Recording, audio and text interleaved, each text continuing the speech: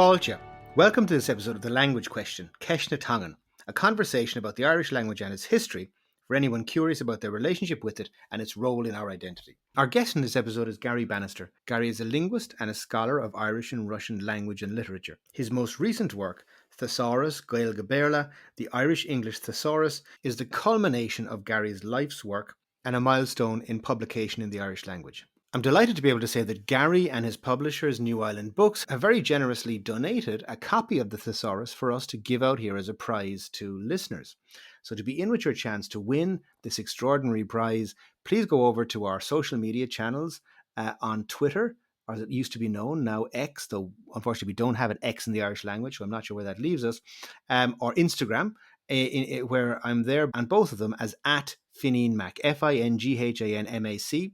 Go there and just be sure to follow the account and then like the giveaway post that will be pinned to the top of the feed and tag a friend in the comments. So this episode is going out on the 24th of October and we're going to keep that competition open until the 10th of November to enable listeners to get an opportunity to make sure they're in with a chance to win. Please do it now, and I will be putting everybody who does so into our draw to win this exceptional prize, which we will be announcing on a later episode of the podcast. So please be sure that you are in with your chance to win. As always, I hope that you enjoy listening to this conversation as much as I enjoyed having it. Go minute to soltas. Gary Bannister is a linguist and scholar of Irish and Russian language and literature. He established the first Department of Modern Irish in Moscow State University in the early 1980s and was subsequently head of the Irish department at St. Columba's College in Dublin for nearly 30 years. He's a prolific author and translator, and his many works include a translation of Untalánach, Proverbs in Irish, and the first translation of classical Zen koans in English and Irish, A Path Home, Conar Shear.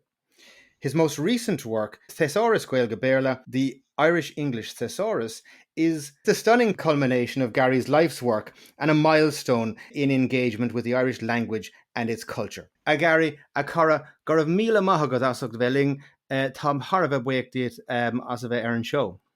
Tá anna hosan a bheith leat a finín agus tá ag tunú go mór leis an agalah seo agus leis na ceisna ile a thiochaí in our dro mar a deartha. Well, Michelle Shakara. Now, Gary, what I'd like to do to begin, as I do with all of our guests here on the show, is maybe just go back to the beginning and your background, I suppose, let's say your background in how you came to the language and then your experience of it growing up. Right, well, okay, I was brought up in an English-speaking family. We were living in Sligo at the time. My first encounter with Irish was when I was going to national school. I loved the sound of it. I remember sitting in my chair and the teacher telling us that was a Doris and that was Clár and you know, after a while I was wondering, I know all these Irish words and yet I can't speak Irish. I was really amazed as a child, you know, you know all the words and you can't stick them together. But anyway, I went later on from Sligo. I was sent to Mountjoy School. It's now called Mount Temple. It's famed for Bono having been there. I think that's how people know it. Anyway, so I was there and I suppose there wasn't this word in those days. I was a nerd. I was somebody who just liked reading books and didn't like sport of any kind, especially things like rugby where you got hurt. So that didn't suit me. So a friend of mine gave me a plan. He said, look, the best way to get out of this is to just stand in the field and do nothing. And I said, this is great advice. So I went down and on the field, I was just stood there while everybody else was running around. And the teacher called me up. He said, what are you doing down there? I said, I'm not going to play, sir, because I'll get hurt. Well, I'll tell you what we'll do with you. We'll send you up to the headmaster and see if he'll hurt you. So this is way at the beginning of the 1960s, you know. So I was sent up to the headmaster, a man called Billy Tate. And he said, are you going to play the rugby and do your training like all the rest? No, sir. You had to say then, with respect, sir, no. That's how we had to answer. So he said, okay. So he had a a showcase there of his canes, and he had very thick ones right down to the smallest. And I remember he chose the second slimmest one for me, and I got 10 of the best on my backside, on my bare backside. And then after this, you had to say thank you, sir. That was the training of those days, and it's unbelievable now, this sort of stuff. But anyway, that's what happened. Anyway, so he said, "Now, are you going to go down to the rugby field now?" And I said, "With respect, sir, no." Ah, well, he said, "You've taken your punishment, and I suppose we won't make an Andy Mulligan out of you." I don't know who he was, probably a rugby player in those days. Anyway, I don't know, but. So he said, "What would you like to do?" "I'd like to go to the library if I could." And he said, "Okay, you go to the library when the rugby's on." So I went down, and the library in our school in those days, it was just a bit of a classroom that nobody used, and there was a few books scattered around the place that the teachers gave. It wasn't a real library in the sense of a library. And I noticed on the top shelf were all the reference books. And this is early 61, 62, early 1960s. And the Waldrehe dictionary came out in 1959. And I took it down, and that's the very one, exactly. I'm holding it up for our listeners' benefit here I'll because show you. it's. I'll show you what it looks like. The one that I had, I still have it here. Look, this is what it looked like then. It was very Now, handsome, Gary hard cover. has a much finer copy. Mine is Doesn't a it? soft copy, blue, a gaudy one. His is a much more distinguished hard copy. There, yeah. This is an original copy which Yeah. came out in 1959, but it was beautifully new. It was magnificent. Now the dictionaries in those days were just lists of words, in Irish with their English equivalents. That's all it was. But But would you you did mind, have. Gary, just as you mentioned that, and I'm going to want to continue on the story very much in detail, but would you mind, just for the benefit of our listeners, because it's funny, in a recent conversation, Bhaldraithe came up as well, and would you mind, just for the benefit of our listeners, explaining who he was and what the significance of that dictionary was when it was published in the late 1950s? Right. Well, as I said, up to then there were no dictionaries until the Waldrehe came along.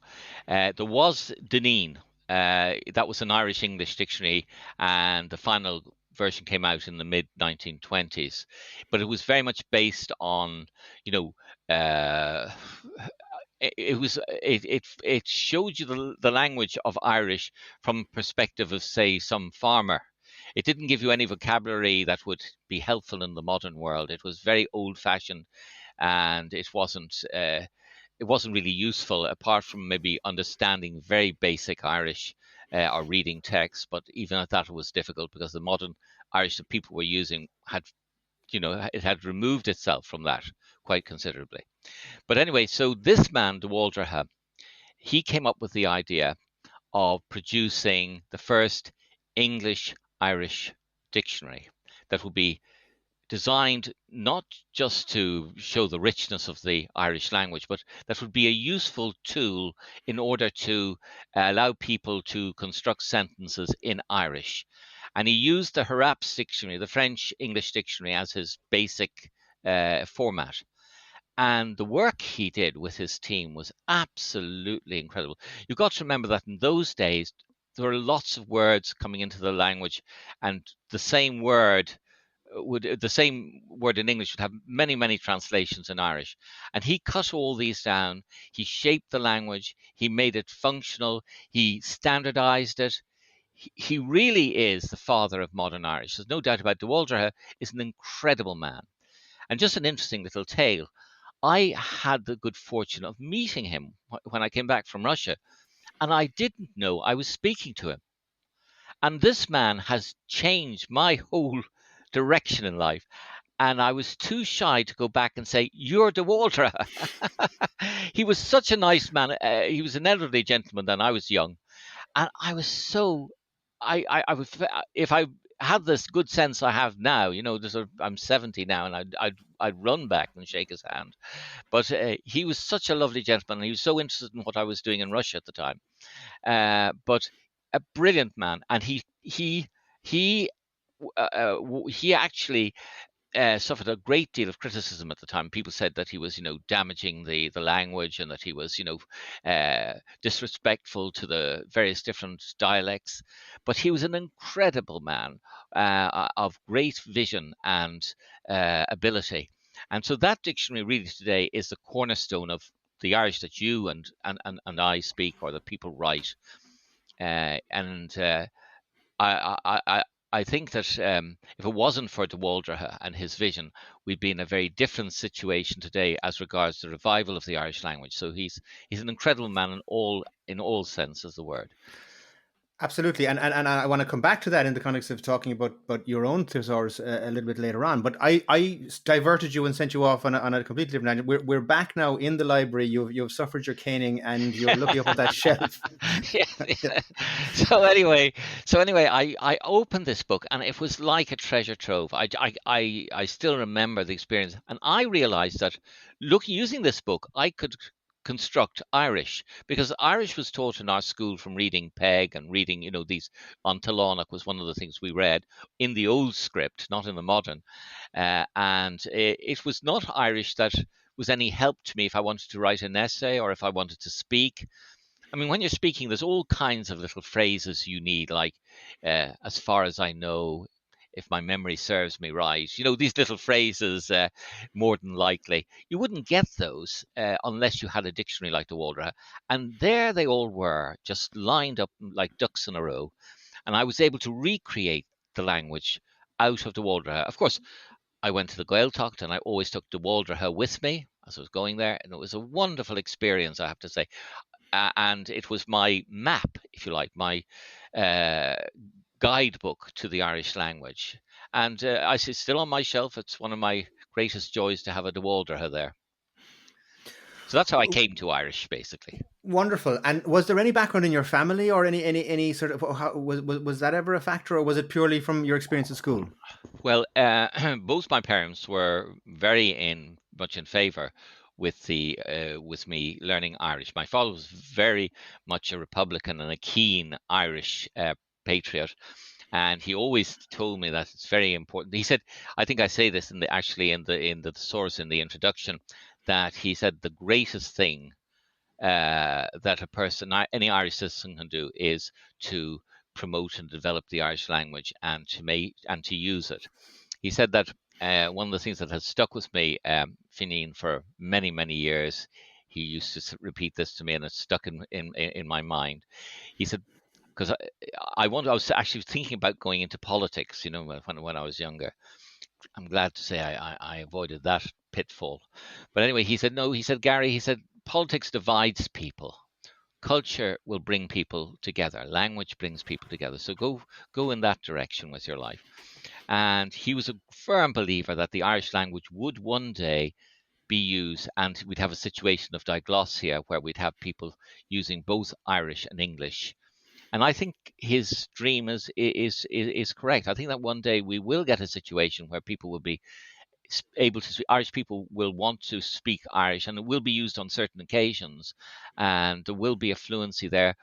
We have a lot of Gaelscoileanna growing, as you know. The huge number of parents want to send their children to Gaelscoileanna, and these Gaelscoileanna, or even in ordinary schools, if they teach certain subjects like PE or Irish history to the medium of Irish, people will be, automatically bilingual. Not teaching the Irish language per se, but teaching something through the medium of the Irish language, and this is the way, in fact, that people will become bilingual. I think it will come because Irish people are very, very keen on speaking Irish. They love the language, and Mm-hmm. they want their children to be able to speak it. So it's all positive. No, and it's something that, again, a topic that I'm very, very keen to return to. But I'd like to just then maybe roll it forward a little bit in terms of, so you had that experience in school. You found inspiration from that wonderful book there in the library, and then I presume that fed into you had the subsequent experience in the Gaeltacht and so on. So you obviously you were drawn to the language, and that became a passion for you. How did that continue then on into as your education developed? You went from Mount Temple, then I think you studied in Trinity subsequently, did you? Yeah, I spent here before I went into Trinity College. I spent a year I was intending to do Celtic studies. It was something I wanted to do, but I spent a year working in the photocopying centre with a man called Tommy Dunn. It was a whole little centre there where people brought their theses down or their notes down if they wanted them copied, and they were done. It was a facility provided by the college, and I was working there for 1 year. And while I was working there, I met a man called Jan Vincent Chak, who came down. He was getting one of his. I think he was working in the Department of Education at the time, and he introduced me. He said, you should really have two subjects. It's good to have Irish, he said, but you should have another language, a language maybe for the future. And he said, everybody does French. He said, everybody does Italian or German. Why don't you choose Russian? And I said, oh my goodness, Russians. I mean, I had read some, some Gogol and Chekhov and that sort of thing, but it seemed an impossible language. I said, it's absolutely ridiculously difficult.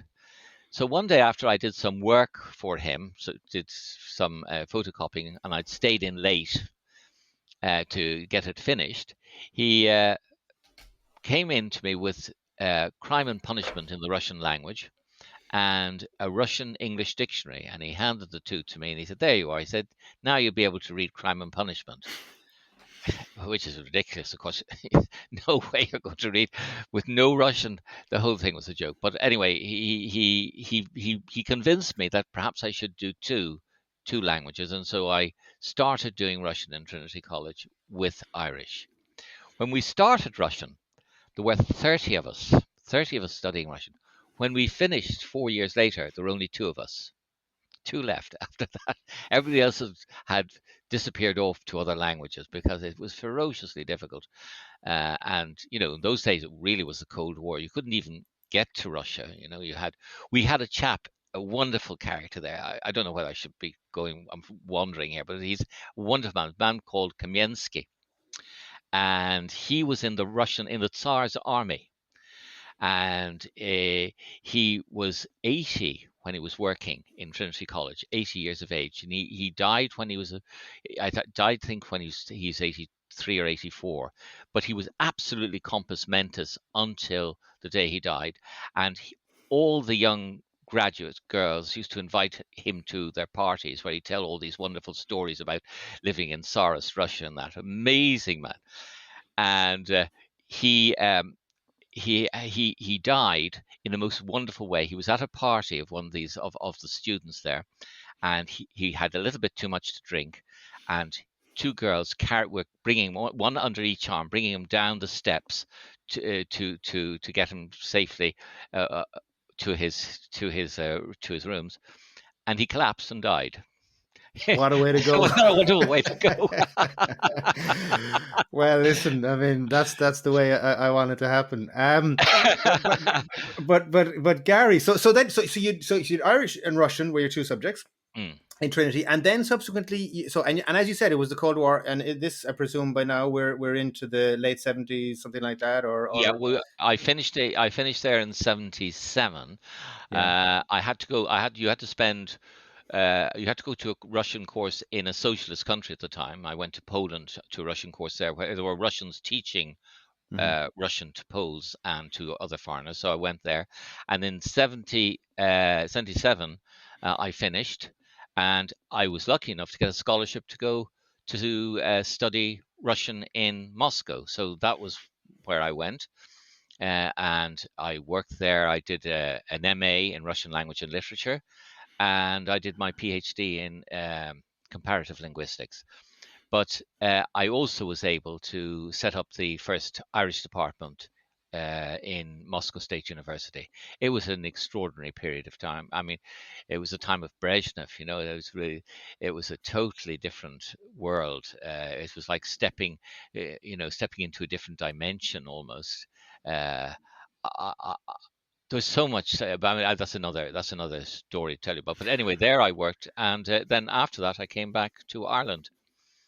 And what was the interest, just before we come back to the, because and to I suppose develop your career here, which is what which brings us ultimately to your writing, which is what we want to get to ultimately today. But uh, when you established the first department of Irish in Moscow State University in the early Yes. 1980s, what did that look like? What was the demand like for that? What was the interest like in that? Russian people are extraordinarily eager to learn. They are the most enthusiastic scholars I've ever met. Working at the Moscow State University was an extraordinary experience. The professor would invite us back to his home, and we'd be there until 12, 1 o'clock in the morning, and he'd be having somebody would have a paper they would read, and we'd be discussing it. It was like like the Platonian days of the Greek university, where it was very much hands-on and very interesting. I was in my rooms in the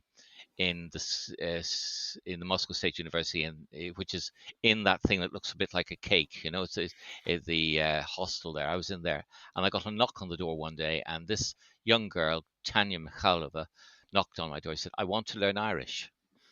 And I said, "Okay." I said, "And I believe you speak it."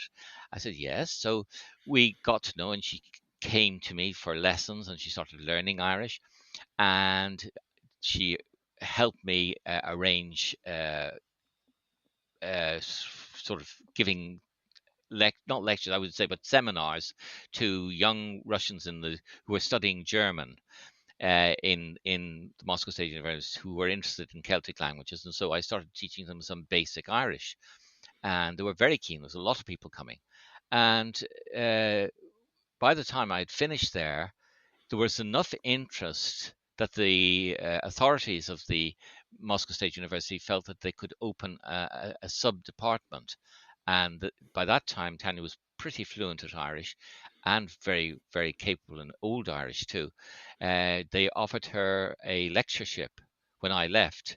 And she is who developed it into the department it is today. There was another guy there, Victor Vida, he's actually living in Ireland now. He's an inspector of the Irish language in the Gaeltacht for Údar's na Gaeltachta, and he's beautiful. He was on the Late Late Show, I think, once.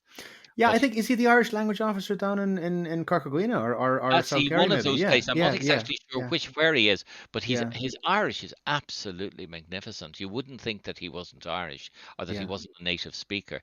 Absolutely yeah. beautiful. There's been a huge development there. I mean, a lot of books have been translated into Russian. Very keen, like on Talonach, which you mentioned, that's been translated into Russian. Tanya translated Toyn Bokuling into Russian. We have on Bale Booked has been translated into Russian. Alan Titley's works have been translated into Russian. There's a huge amount of work being done there in Moscow State University in the Irish department. It's a much bigger operation. And when I just started off was just a little trickle. Now it's a whole river, a waterfall almost, of Well, fabulous productive work in the study of well, the Irish well. language. You are the source, my friend. So that is It's, wonderful. these Yeah, things go out. These things go out. You're just happen. Fate just happens to put you in the direction. You know yourself, and you yes, just happen to be part of something that's happening. So that's all yeah. it is, really. It's wonderful. So let's come on then. From there, you returned to Ireland and you worked for many years in St Columba's College, I think, in teaching Irish. Is that correct? Yes, Columbus College is an amazing place to work. It's a private college. It's an international college now. It has people from all over the world studying at it. It has a very vibrant Irish department. I think there are three Irish teachers now at the present, and the person in charge is Alison Maybury. She's the person in charge of the Irish department, and it's it's um, it's a place where you can do an awful lot because money isn't a problem. These are children coming from very wealthy families, so it, they've got even children who have difficulty, say, studying. Each one would have their own tutor.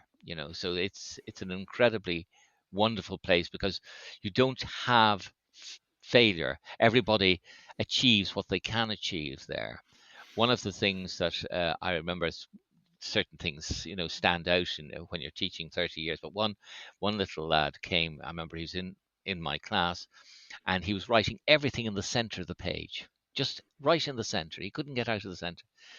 And I sent him to the person in charge of helping these children uh, in the part Frances Heffernan, and she had him for, I think it was 6 months. She was working with him. He came back writing normally, absolutely perfect. I mean, to have that attention for your child is incredible. It was wonderful to see these children just like flowers opening up, finding their true self and excelling in the areas where they had talent. It was a wonderful place to work.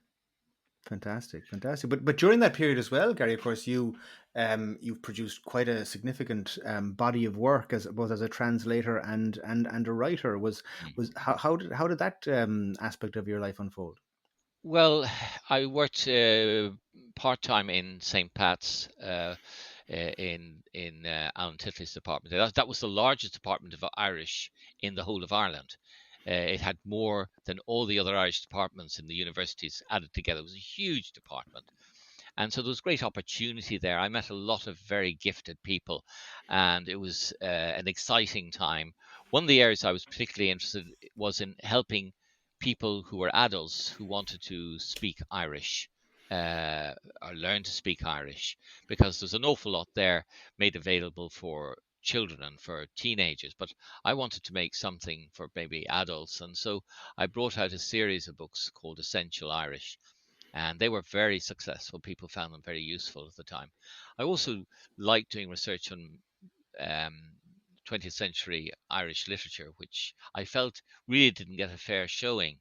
One of the problems you see with Irish literature is a lot of the genius that is there is only open to a very small community of readers, whereas in English you would have, you have the whole world almost at your feet. And there were brilliant writers, absolutely. I mean, Pádraig O'Connor, for example, he's an amazing existentialist, and the stuff he has to say, well, we could make a series of programs on that.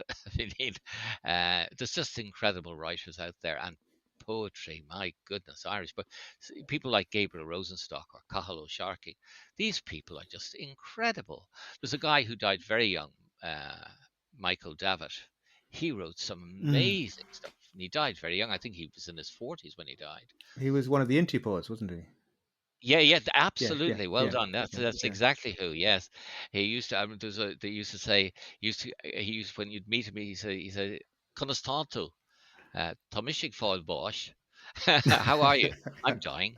And Aren't he we was, all? Aren't we all? Yeah, but he was, yeah, So yeah, yeah, yeah, yeah, yeah. he's an incredible. There's so many talented people. It's unbelievable. So that Yeah. was really an area I wanted to work on, and I did it quite a bit there. I was doing some lecturing on that, and that was very interesting. Um, but mainly my main concern has always been the promotion of spoken Irish, getting people to speak and use the Irish language. That would be my Yes. main focus. Yes, and I first encountered your work. I think Proverbs in Irish was the first of Oh your yeah, works. I have it here on Kindle on my phone and regularly refer to it. It's an excellent way of the way that you've categorized the proverbs, and that you can access them, from thank you. various different categories in English. So in terms of just providing a route in, I found, as a learner, I found that an excellent resource. Thank you, Finny. Yeah, I've done also other stuff like which I'm very keen on promoting too is Konashir. My both my wife and myself were Buddhists, and we that book on Zen koans is both in Irish and in English, and people know very little about the Zen koans, but they're absolutely wonderful. Roadmap to the great wisdoms of the past, back to Advaita Vedanta and non-dualism. It's uh, a wonderful way to discover something about how human thought has developed, and many of the things that we've forgotten over the years. I mean, Ireland used to be a matry-centered society, as you know, until St. Patrick arrived and changed all that. So this has been a lot lost in Irish. And let me just explain what I mean by that. For example, Ireland in the past used to be uh, based on Brehon law, and that was based on the idea of the circular nature of life. You have winter, you have spring, you have summer, you have autumn, and it goes round in circles like that. Everything repeats itself. There's not a beginning, a creation, and an end point, but it's an eternal circle like this. And this really is in tune with the whole Buddhist idea of, reincarnation and coming back. And if you look into, you still find little bits of this in certain. Let me see. If for example, you'd find it in something like Iha Hauna, the Halloween.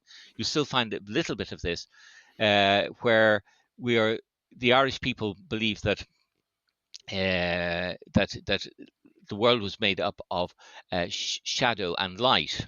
Light was the summer, where you had strength, and it was a very male time of year because you had to do heavy work. And then it moved into winter, into the time of darkness, and Iahauna is the moment, the bridge between the summer and the winter. And this was a time of darkness and of contemplation and of meditation. It was the female side, and its magical side. And this light and darkness are necessary to exist. Because if you had only light, we couldn't see anything. If we'd only darkness, we couldn't see. So the darkness and the light together create the reality in which we live in. And this was understood by the ancient Celts, and it was fostered, and it was part of the lore and the way people looked at life. And you still found it in the Gaeltacht in early times, because people were dependent on the seasons, were dependent on the movement, and in the wells in Ireland, people go round the wells 9 times. You know that circular motion round the well. This all relates back to this idea of the circular motion of the life of the planet and of the life that we live here.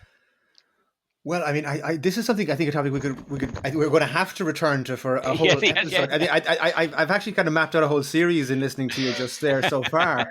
But I mean, that whole area of Buddhism and non-dualism. I'm reading "Waking Up" by Sam Harris at the moment. Very interested in that whole topic, and one that I definitely would love to come back to you on. But I'm certainly going to have to pick up Conor Shear and read about those cones that you translated. I think it's definitely has to be a next chapter. They're in the cones are in prose format, and they're also in verse format, so you can read them in verse in Irish or in verse in English, whichever you like.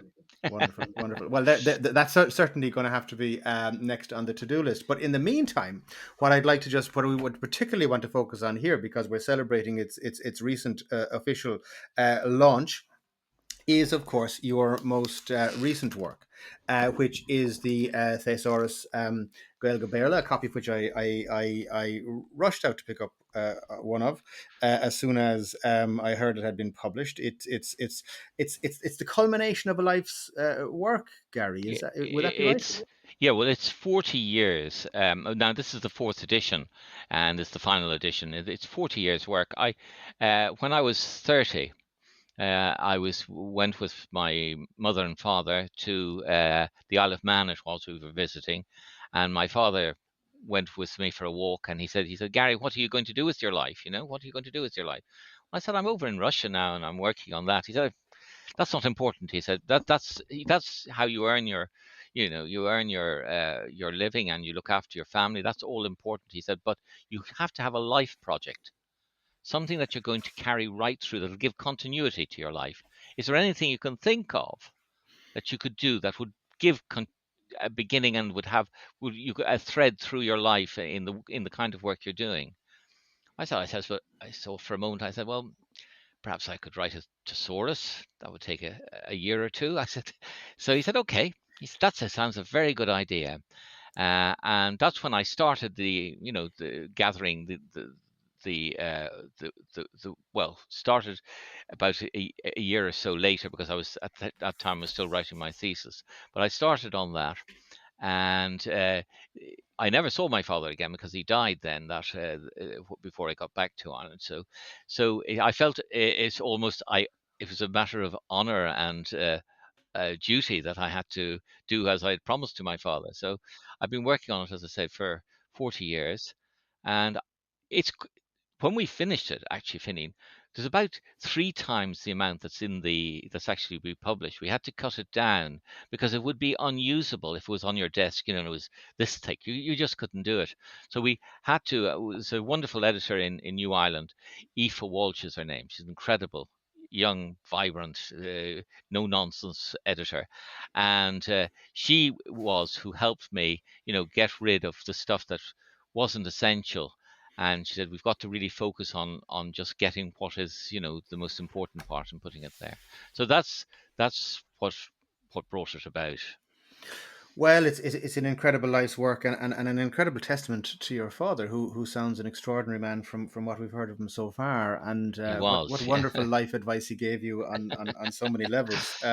You have to have a project, and I suppose you've fulfilled it, and congratulations on that. That's an extraordinary achievement. Well, Uh, I, Sorry, I'll man. soon be I'll soon be meeting him, so I'll have to probably account for my actions, knowing my I, father. listen. I'm not writing you off yet. But in terms of a book, I've just been just in preparation for today. Mm. It's been a prized possession of mine since I got it, and there's so many things to celebrate about it. But one of the things that I'd like to just look at before we even get to the content of it at all is are the sections at the start. And I was reading Buecas agus Fuenchi and the acknowledgement and sources, and I have to say the list of acknowledgements is just one of the best I've ever seen in any book ever. And I just want to give a few examples. Now, first of all, the acknowledgements they run to about a full page, and this is in small text, and they're all just each name separated by a comma. So I haven't counted them, but there's quite a number. But I want to give you a little taster of the type of names that we have listed here. We have, just by way of just maybe to hopefully give you a spread. Here we have Seamus Barrow O Sulawan, we've Sean Clorrock MacDonald, Pádraig McPirish, Mhm, Eileen Dovney Cunnell, mhm. Kira Nie, Alvin Garvey, Sean O'Tuma, and Peg Sayers. Now, Yeah, I've chosen an example, some people from living each and dead. category. Yeah, and I've tried to give you a spread there, but Yeah. I mean that's I mean, we've gone from Eileen Dov Ní Chonaill, of course. We've gone from the 18th century, I think. Yeah. We go back further to Sean Clorrock MacDonald. He was Mhm. somewhere around Charleville back in the Yeah, yeah. 17th There's century, I huge think. number of, yeah. So yeah, Yeah, yeah. and he wrote. I think he left us. Mugilamar That's right. He did. yes, Yeah, yes, yeah. yes, and then we come forward, of course, Pádraig McPirish. We have the political dimension, and then we come forward. Sean O'Toole was in UCC back in the 70s and 80s. Peg Sayers, of course, the beginning of this century, and our contemporary poets and vocal artists Seamus Barra O'Sullivan, Kieran Ea, Alvin Garvey. I mean, Yeah. it's an extraordinary eclectic list of influences and so Well, on. when you just put, say, Kieran A and Peg Sayers side by side, you can Yeah. just imagine the huge difference between those two uh, speakers of the Irish language, and what a wealth of language each brings. I've listened to Kieran A and to the a lot of, I've had the good fortune of listening to the Barra and on when they do the slam poetry festival. You can actually watch them on, I think they're on YouTube. Incredibly powerful, punching, exotic, rich language. It's like being at the foot of Niagara Falls, and all this amazing language just pouring down from these incredible geniuses. And then you have Peg Sayers, very, quiet, woman who did as she was told, and yet she had a wealth of. I mean, her folklore. We always just talk about Peg Sayers as her book Peg, but if you go to UCD, you'll see, folder upon folder of the folklore that was recorded from Peg Sayers. In fact, there's two books who just come out there recently. Uh, Sorry, but here's one of them. I don't know if you know this one, Peg Sayers. There, can you see that? Yes. Uh, this one here is was brought out by New Ireland, and it's a fabulous one here. Uh, and the author here, now you can see him there. Can you see him? Oh, yes, indeed. That's Yeah, yeah, Padraig O'Haley. But as you can see, there's also a recording of what she was doing. Now that's only scratching the surface. These two books that they brought out recently of all the folklore and tales Would you that mind just are. reading out the title for that for anybody who's Yeah, not able sure. to see the? Well, there's two books. This is the second one. It's just called Peg Sayers. Okay. Níl Deireadh Rocha, which in English would be uh, not the final word, which would be Yes. very true. Yes. But when you take the gap between it's incredible. Or if you read, say, Alan Titley's, any of Alan Titley's books, you wouldn't imagine that the Irish language ever disappeared. It's like as if he was writing to an audience that was speaking Irish, and there was never any break in the language since the 1700s. I mean, it's an incredible. There's incredible richness in language, so it's impossible. Really, it's a very limited mirror to the vast fortune of language and richness of expression that is in our native tongue. But it's something. It's something. It's a start, perhaps. Well, it's an extraordinary start, and I just love the way that you've taken inspiration from and also acknowledged so many of these influences, living and dead, and Hmm. it's a wonderful kind of it's the Ogle of Shanorach, Yeah. Ogle of na Shanorach. You're speaking to the ancients and to the your contemporaries and bringing them all together in this distillation of the language. It's Well, it's uh, it's from them. I'm really just yeah. a scribe here. They are the Yes. people. I'm sitting at the feet of this amazing, wealth, this mountain of unclimbable mountain of knowledge and expression. And Yeah. with my little pen, I'm getting a few things here and there jotted down. The Pangarbon, I suppose. Yeah. Yeah. You certainly Yeah. know your material. Yeah. Yes, indeed. Yeah, Yeah. Well, if we move on then to the yeah, Rave Raw of the thesaurus, and another one. I mean, oftentimes I think when people pick up a book like this, they just go straight into the middle of it, and they get straight into the kind of yeah. business end. This is a book I recommend anybody who. First of all, I recommend it to anybody out there who's listening. At whatever stage you're at, this is going to be a magnificent book for you. But the preface, I say the acknowledgements are well worth reading in and of themselves. The preface is similarly a fantastic. It again brings you in beautifully into the book and should not be ignored. But one of the things I bring up, you go back to de Bhaldraithe in the preface, Hmm. and you have a couple of a really interesting, just an examination of how the word gentleman is defined in de Bhaldraithe, Ah, and then yes, yes, subsequent, yes. and I suppose it's just that idea of how a dictionary, certainly the hard copy version, is a kind of a little, like a snapshot of language at a moment in time. Absolutely.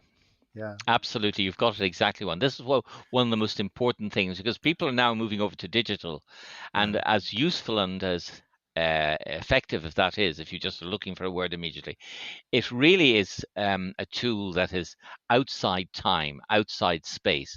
Whereas De Walder's dictionary, or any dictionary that's really, like, you could take Deneen, any dictionary at all, it's set in a particular time frame and space and locality. So you get a whole different experience. It's like the difference, say, going into a modern flat or going into a Georgian building. You get a whole different experience as you go in there. Certainly this is an important feature of any dictionary, and you can actually go back to the Walder now and read it in a much more interesting way, because you say, oh yeah, that wasn't there, or yes, we don't say that anymore, that word's gone. Or we, for example, doing a line, I was doing a line with you can't say that anymore, people think you're doing drugs or something. But in my day it was just dating a girl. So these sort of things, a lot of the phrases have just disappeared. An interesting word in Irish for radio used to be clárseach. Clarshock they used to use, and that, of course, we know is a harp. But in the old days, it was a radio. There's a lot of words like that that have changed their meaning. You know? Yeah, I was interested because I saw I was fascinated in your gentleman in De Valdra. It refers to like a gentleman being somebody of independent means, Yes. somebody who's not gainfully employed. It's we Yeah. could use it maybe nowadays. I was looking up. I looked at bicycle, for instance, in De Valdra, Yep. and of course now, well, I think in Connemara we're probably just using bicycle, but Yes. in I think let's say the Kaidani version would be roher. Hmm. But then De Valdra has Geron Iran. Yes. Yes. Yes. That's right. Yes, Yes. Yes. Yes. it's like an Exactly. iron pack horse. Yes. Is Exactly. Yeah. Yeah. Yeah. and then he has bicycle. Then he has bicycle once in as a noun, but Yes. then he has bicycle in as an intransitive verb. So Danum Rohicht to bicycle to Derry. Yes. Yes. Yes. So I mean, I get this is the language as it was in the late 1950s, the English language, Yeah. Yeah. then converted into Irish. I mean, it's fascinating, isn't it? It's wonderful. It's wonderful. Yeah, And he came under an awful lot of flack for this. yeah. People were saying, you can't do this. They are, I remember, like, even the word. Forme amok, I found out. You can't do that, because it's not part of the Irish language. Forme amok, you have to use Aimshik. And there were huge, big debates around the time of Clive Sullish when Padraig MacPirish, he was editor of the Clive Sullish, and he said these things. I think it was Conan Whale wrote in one of his criticisms of this. He said, "It's not fabric. It's not part of the fabric of the Irish language for Meamach. And it's like a piece of, he described it as a piece of thread that was tied round the second digit of his little finger, and it was stuck in there and he couldn't get it out. It wasn't part of who he was." This is the kind of argumentation that was going on about trying to modernize the language. That there's an awful lot of reactionary sort of codswallop, going on, and people trying to prevent any kind of innovation which would make the language usable. But another interesting thing is that you'll see that, there's huge difference. There used to be a huge difference between the Kainunchi, the dialects. But that now has really, you do find it, of course, say in poetry, but you find people using words from Donegal or using words from Dunqueen, and they're using the words in a sort of a standardized form of Irish. Like, for example, Firamul and Firamalta. You'll find both of those now being used by people in normal everyday Irish. There's a lovely expression from Donegal: "Bunny me the bunny at night." I'll I'll knock the souls out. I'll knock the souls out of the place. In other words, I'll go off. And I heard somebody from Dublin using that. Bunny me the bunny at night. And I said, "That's from Donegal." I said, "Oh, I've heard that in Dublin." So you see, all the dialects have just, they've really sort of, that kind of infighting really has disappeared now in modern Irish. We just say people speak Irish, and if other people understand it, that's fine. That's really the attitude, much more sort of camaraderie, sort of friendly. Let's speak Irish together kind of attitude. Yes, and I suppose as well it probably is that. I mean, maybe the County were, you know, perhaps more separate prior to, let's say, Radi and Gaeltacht, and let's say maybe had less opportunity and ability to actually kind of interact with one another and be aware of one another. I think Yeah, probably until yeah, prior to that. exactly. Yeah. I remember going up to Annagara when I was at school, and the one of the ladies there, she said, "Could you translate that for me? What they're saying on the Nocht?" She couldn't understand the Nocht, and she asked me to Mm. translate it into no ordinary Irish, as she called it, was the Hmm. Irish she was used to. So, but now that wouldn't happen at all. Everybody understands what's on TG Caharan or Radio na Gaeltachta. Everyone understands, and of course, Radio na Lifa has done amazing work in this area Mm. too. It's Mm. really Mm. has made the Mm. language Mm. much more Mm. user friendly, I think. And tell me, of course, but tell me then. So, in terms of your approach to, let's say, the word treasure that is here in this resource, how did you approach that, Gary? First of all, let's say in relation to that whole question of Kaidan, Kainunt, what was the sort of the philosophy there? Sorry, I don't quite catch the I'm sorry. question Just here. just did you just the words that you chose, were they all words that were kind of standardized words in the Kaidan, or did you what approach did you take in relation to variants within Kainunti and things like that? Right. Okay. Well, it depended on their frequency. I was collecting all this information in shoe boxes originally, So then eventually I moved on to a more digital format. But you could see if certain words weren't being that were Kaidan words weren't being used by ordinary people. Let me give you an example of that. Just one that comes to mind is well, what was the word? Skimmer, for example, surfing. All Irish speakers say surfoil. They don't say skimmer. You'll never hear Mm, somebody. You might find mm, some dusty-hearted old professor using it, but you won't find the ordinary person.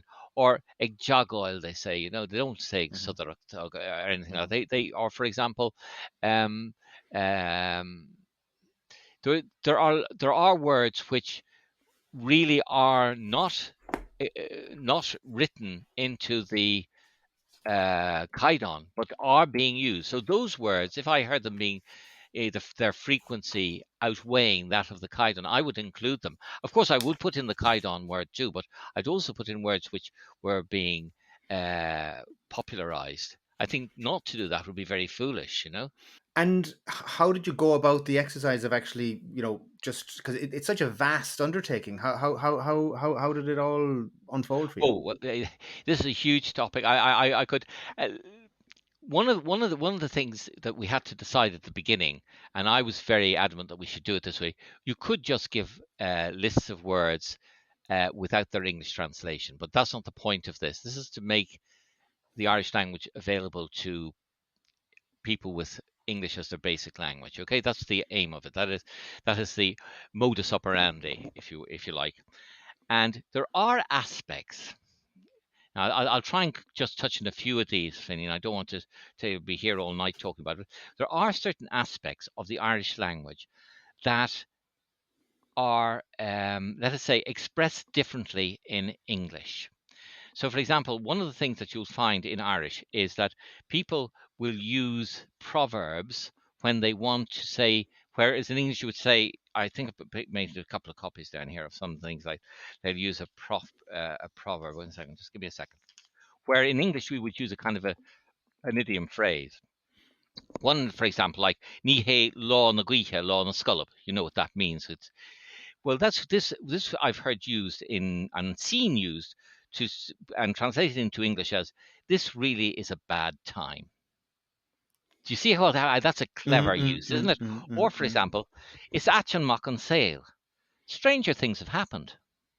The mm, translation. These are translations that I've taken out. Lig dum lig ditch, right? Take a chill pill. mm, Is that a wonderful mm, translation? mm, mm, mm, Um, mm, mm, Mara couple agus yoi too fair. Uh, live horse and you'll get grass. Promises, promises. mm, Is that mm, wonderful, Fran? mm. Yeah, Now, the yeah, other yeah. thing is that you'll find that in Irish, as you go through, if you're working on a lot of texts, you'll find there's a lot of references, and I've mentioned this before, to religious and the supernatural, okay? Whereas in English, you would not have that. When we say Diagwitch, for example, Dias Murgwitch, that's already greeting somebody. You're using a religious framework there. But there's a lot of more in the language itself. I'll just give you a couple and then we can go on. There's a lot of expressions in Irish which have a reference to God or to religious or to the supernatural, okay? And these do not translate into English in this way because the English language is much more uh, uh, what's the word for it? Secular. It's secular. That's the word I'm looking for. Yes, secular. For example, Sin an clochas luar ma fadrin. That's the smallest bead on my rosary. That's the least of my worries, we say in English, okay? Or Toda Nietzsche. That's a lovely one. Toda Nietzsche. Your feet are washed. Now, that's a reference to Jesus having his feet washed before he's crucified. So that'll be translated, you're done for, or you're going to be crucified. You see? So you have these expressions. I love another one is Korev to I'm Glus. Where were you when the ears were being handed out? That's a religious reference too, isn't it? Why don't you ever listen to me? Korev to I'm Glus. And of course, there's so many more. Iskyura kun of day, no Honduras. God's help is closer than the door, which would be something is bound to turn up in English. You see? Now, Hmm. I know this because I'm working with texts all the time. Sometimes they're bilingual, sometimes be translated by very capable translators. But you will see that these terms um, are very religious. Another area which you'll find in Irish literature all the time, still today in modern writers, is terms, references to agricultural uh, themes. Excuse me. There's a lovely expression, no be a gara na borini. No be a gara na borini, which means don't be cutting the seed potatoes. Because people used to cut the seed potatoes to get a bigger crop. And of course, they get no crop at all if they cut them too much. Stop cutting corners.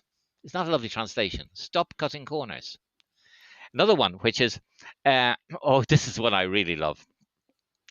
Currach session cusa image na cearca. Currach session cusa image na cearca.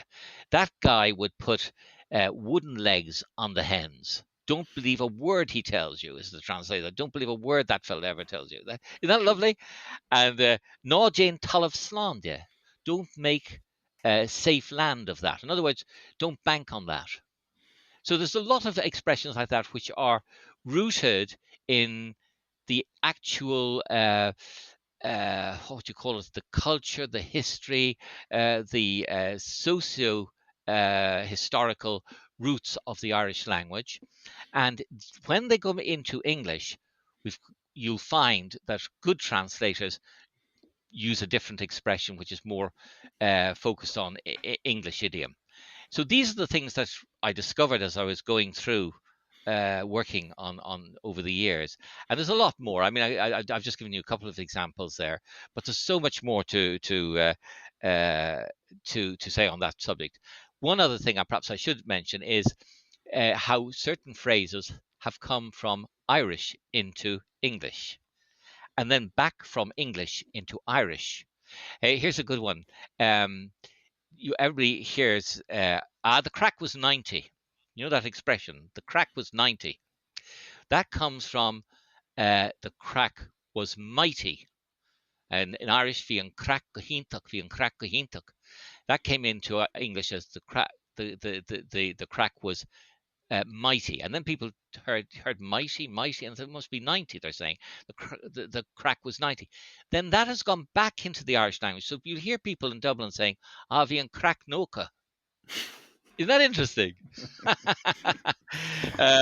And there's a lot of other words like bug, law bug. Bug, of course, in Irish means both soft and it also means damp. So when people say it's a soft day, what they're doing is they're mistranslating the Irish word, which is actually a soft day. And other words have come, like, for example, slán is come into English as so long. Slán is, when people say so long, that comes from slán. And no curran ver ada e, don't put it on the long finger. That's an Irish expression, you know. So Hmm. loads of them like that. Hmm. And here's a nice one. Culchi comes from cool on tea, the back of the house, because the tradesmen used to go round to the back of the house, and so they were culchies, cool of Cool tea. and see. So Cool and there's see. many more like that, but they're just a few examples. But I think you've just really perfectly illustrated there. I think first of all, part of the magic of this book, but also the importance of it in terms of providing context and I suppose depth and richness. Because sometimes when people go directly to the dictionary, and you mentioned that, I think that bug is a classic example of it in terms of, Yes. a word having multiple meanings and somebody choosing one of two, but actually if you sat down and thought about it, that wouldn't make any sense. And I think it's that, because what I find, because and I'm very liable to fall into that trap all the time.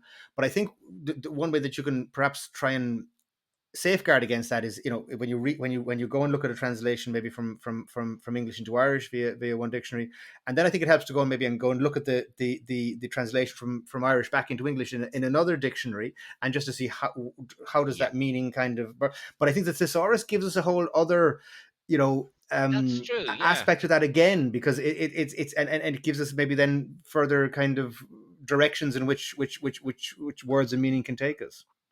Absolutely. Uh, the other great thing that the source shows us, this one in particular, is that there's a great divergence in the diversity of vocabulary for various different aspects of language.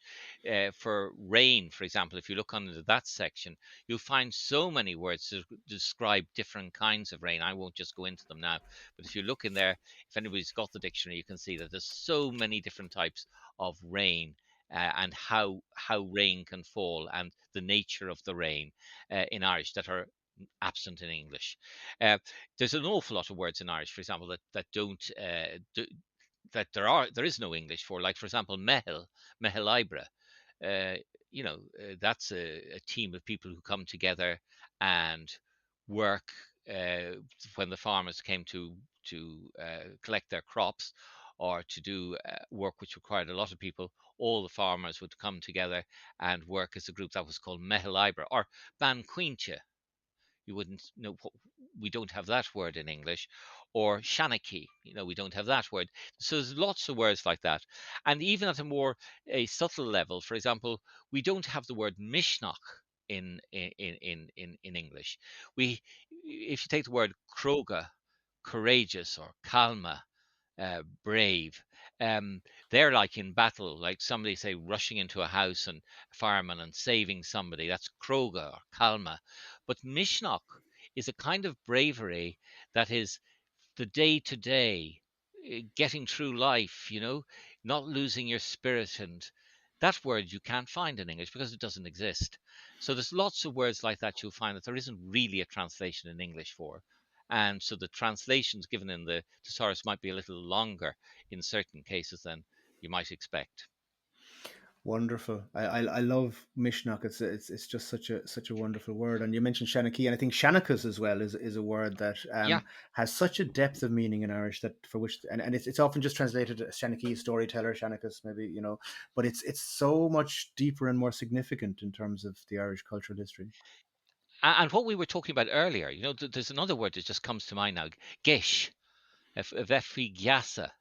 Now, that is often translated as a taboo or a spell, but that's not exactly what it is at all.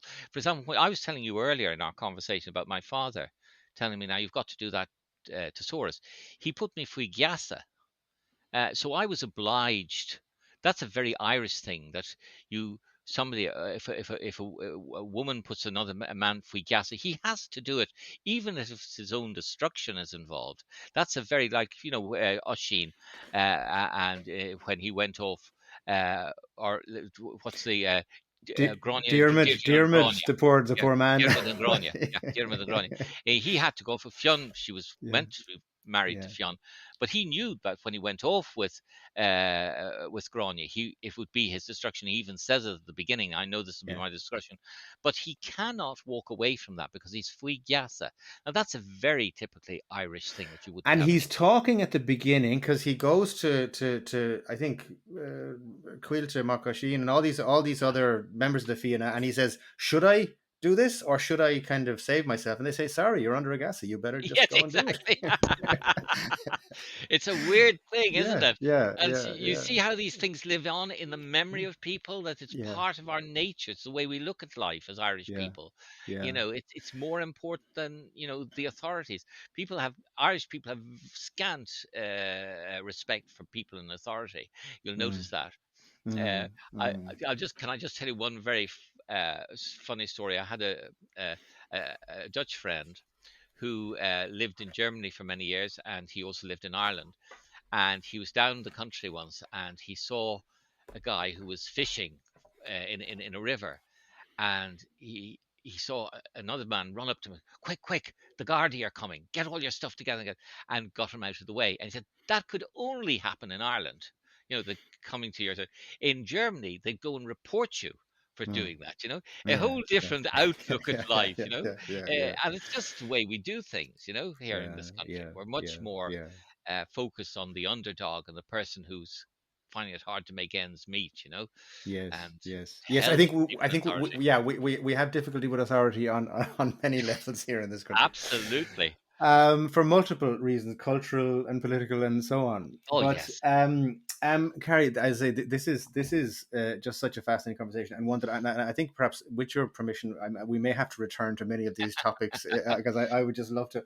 But Gary, as we kind of move towards the back end of the time we have together Yes. today, I would just love to just first of all, I mean, I this book is magnificent, and it's just going to be a work for the ages, I think, and I recommend it to anybody who's listening to just dive in. um and the hard copy of it is just one to hold in your hands and get stuck into, and there's nothing like, I think, the random access kind of um thing you can do with a hard copy book, and just flip between pages and do all of that. Can I just point out one Yeah, thing before we yeah, leave the book? But just yeah.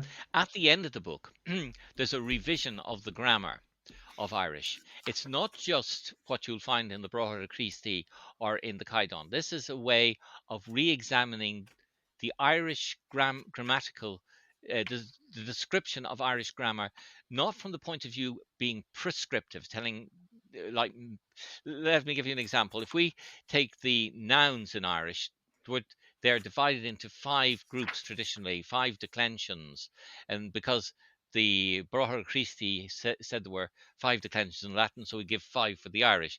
It wasn't based on what the language itself said about itself. So this is a descriptive grammar. It's not prescriptive, it's descriptive. So I've looked at the way the words work, and I've tried to create a grammar that reflects the nature of the Irish language. And so a lot of things have been changed in that. And this has been overlooked a lot by people who've been reviewed the book. There's a lot of changes made there. For example, I'll give you one other example. We call in Irish, it's been always called the possessive adjective, he, she, it, when it actually is the possessive pronoun, his, her. It's not an adjective at all. So a lot of the terms have been changed, and it has been honed to be much more functional as a grammar than the ones that have been provided before this. So that's a part of the thesaurus that I think should be looked at. Well, thank you so much for highlighting that, because as I say, this is a book, just even in my, to date, I've really only been skirting around it. But I mean, I just recommend so much the bits at the beginning and the end that you might otherwise be inclined to gloss over. I think they're worth diving into. And just, I have it here in front of me now, and I'm looking through that section on grammar, and it is one that I will be returning to. But what I was coming to there, just in relation to the book, is the physical book is wonderful, and you mention in the Rave Raw, and you mentioned it today as well, the importance of a physical book as it's of its time, and it's a kind of a snapshot in time of the state of a language, shall we say. But is there any, or do you envisage an electronic version of it? It's something that we have such excellent electronic versions now of the Folklore Gael Gabeilge and the Janglan, the O'Neill Yes, O'Donnell dictionary. absolutely. Yes. They're phenomenal. I just have them there on my phone. I use them multiple times a day. Would you ever envisage perhaps an electronic version of the thesaurus? That's the way forward, Finine. Mm, That's the next mm, step. mm. I have that. It's not a conversation, unfortunately, with me. It has to be Of course, with the publishers. I sure. think they're open to this. They want to go this way. And if you just think about it, if we go digital, we could actually have people, we could have an editor on the digital thing, on the digital program or whatever it's called. People could send in their words that they feel they would like to add to the thesaurus, and we'd have this great feed in of vocabulary from all around the country, from artists, writers, from academics, feeding in and making it even more richer and more useful. Definitely that's the next stage. I don't think another written version is on the cards, but definitely I would be very much for that. And then Mm, it would be what it is, basically everything is. It will have its own life. mm, As you say, somebody starts something off, but really this book belongs to everyone, and the words of the Irish language belong to everyone, and Mm, we have to build this together as a nation, as a people. We've got to add, and we all have to become authors of these wonderful digital platforms where we can access the Irish language so easily. mm. I also am just struck thinking about it and just listening to what you have said there. I mean, at different stages, Devolder and the criticism he received at the time because of, let's say, maybe he was had to take a position in terms of the future of our approach to language. And it's a thing that I've heard, sometimes people will say, oh, let's say this, all of this translation that's going on, it's translation, let's say this huge explosion in translation that's happening now with the official language in the EU and so on, saying, oh my goodness, you have all of this, stuff being translated into it's bureaucraties, and it's not readable in English, or never mind translating into Irish, and you have all these words that are being created that are never used in the Gaeltacht. You have, as I say, maybe a Kaidan word being created by a committee somewhere, and then in the native, out in the wild, let's say, the a completely different kind of, that word would never even be known by most native speakers, let's say. But I recall speaking to somebody recently, and just saying, that okay, that process might seem kind of at odds with the native evolution of the language, but that it's necessary to bring the language forward into the modern world so that we can actually speak about economics or technology or developments in the way the world is going, that are not based on the traditional ways of speaking and viewing the world that came out of the communities that the language developed in. So I mean, like it strikes me that there's a certain kind of a we mentioned duality earlier, but there's a certain kind um, there's two separate worlds of Irish in a way. I think, and how do you, that contention between those two things? I mean, your book is part of that, facilitating the modernization and the continuation of the language forward. But how do you reconcile that then with the Irish as spoken in the Gaeltacht? Right. Well, that's a very good question, Fionnán, and I'm glad you asked it because I think it needs to be addressed. In every language, there are different registers. There's official registers. There's familial registers. There's ways we speak, for example, when we're uh, uh, making an official address to delegates at a meeting. I've been charged with the responsibility to direct the company in a new branch of development. Now, nobody's going to say that if they're at home sitting by the fire. Hey, I got a new job. I'm going to be in charge of development in the new firm. So that's a different register. Now, likewise in Irish, we have different registers of speech. If you want to be an effective Irish speaker, it's perfectly okay to speak as you speak at home, but you also need a vocabulary and the way of expressing yourself in more technical or more academic ways, in more economic ways, certainly, using a different kind of form of the language. This is what we call diglossia. It's different registers of speech used for different occasions. And so both are important. That's my bottom line. We need both the colloquial and we also need the more formal language. So if Irish is to be a functional language in the true sense of the word, it has to operate on all levels, in all registers, in order to be a modern 21st century language. And it does. It is doing this. It's not something that is going to happen. It is happening. And you can actually read, I mean, if you read technical information in Irish, it's very, if you know the vocabulary, it's very readable, and it's just as readable as it would be in any other language. And it would be absolutely absurd to imagine that you'd write it in the language of Peg Sayers or something. I mean, it would be a joke. so, um, so it is being addressed, and I think effectively. And as you said, the thesaurus tries to show both. There's, if it's high registered, it's marked in the thesaurus.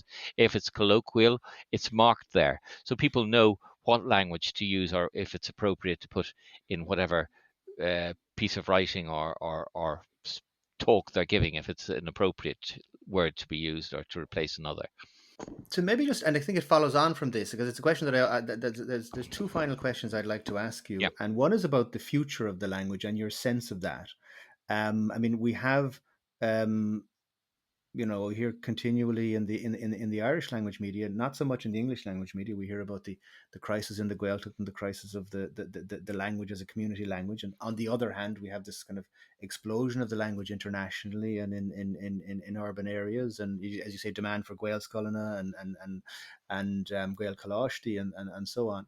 And the international dimension now with the EU, with the official language, the learning of it online, the explosion of online learning, um, and the accessibility of all of that.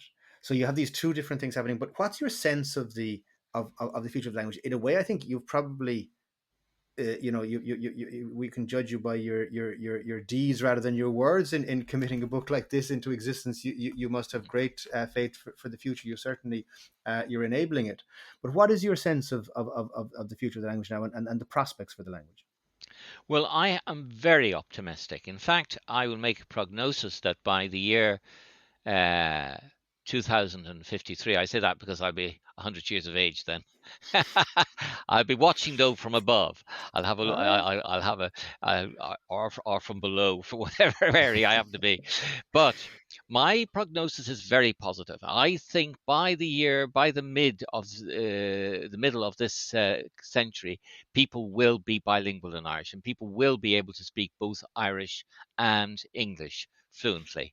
I think that for many different reasons, which we could go into later on, but as Irish is part of a huge, big uh, European Union network, and as we realize the value of our national heritage, our culture, people will want to maintain that identity. For example, if you find Irish people who are abroad, if you read Deal and Jory, you'll find this uh,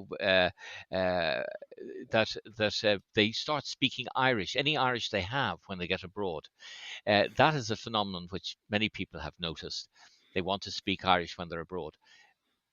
So if we put it now that in Ireland, it's going to be a hugely multicultural country, and the one thing that we can hold together that makes us Irish is our language. And that is the glue that holds the whole culture together. And people will want to have that. It'll be almost like the air they breathe to have their language and their own identity. So I believe it'll become more and more important. And in our educational system, we will have means and ways to enable people to speak the Irish language more effectively. We've really failed miserably in the 20th century, I have to say. We have not done a good job in promoting the Irish language as we should have. But we learn from our mistakes, and I think the 21st century has all the know-how and the opportunity to correct all the mistakes that we made and to provide the fertile ground for people to speak the language fluently and effectively. I think that's coming, and by 2050, 53, it will it will happen, I'm sure. I'm marking the date in the diary, and you'll be here to celebrate it. Oh, I I don't know. know. I'll be Uh, welcome then. but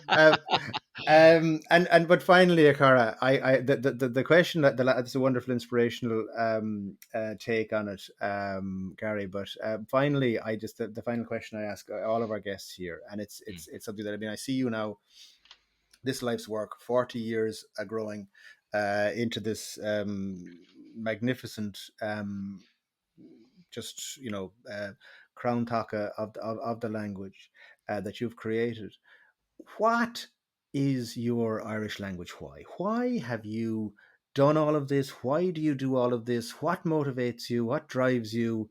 What keeps you going to do all that you have done over a lifetime working in the Irish language?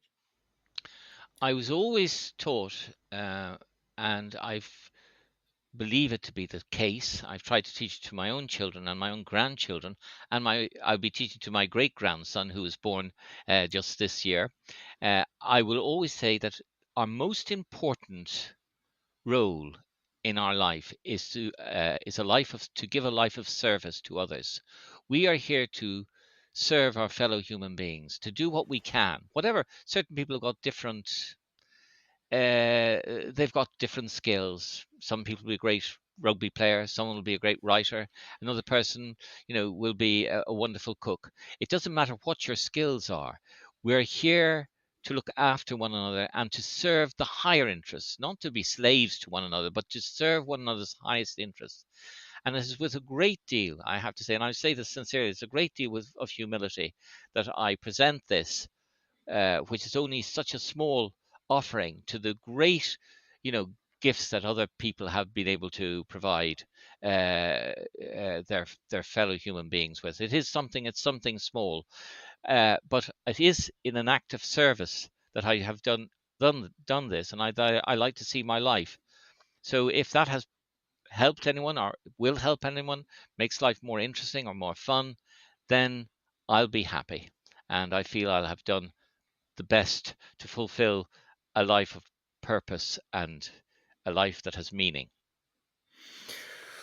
Well, that is such an incredibly powerful answer to that question, and it transcends anything that we're talking about here in terms of language. That is the key to a meaningful life, my friend, and you have nailed it. I have to say, you have done the language some service. There is no doubt about that, and all of us who are here. Learning it, trying to learn it, and just those of us who are enjoying it on whatever level that we can.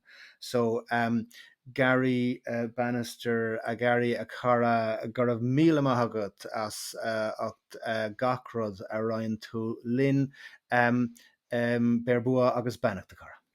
Gur mí go fi agus Tom anmhíoch a rístiad as an sean seo lauert leat agus leis na daine a bhína géisteach leat. Ba mhór an privilege domsa a bheith I láithreiniu I caint leat finin agus I caint le do lucht éisteachta. Gur mí maithagah agus go manidí sibh go léir. Thanks for listening. Gurh míle maithagat as a bheith éisteacht. I hope you enjoyed this episode.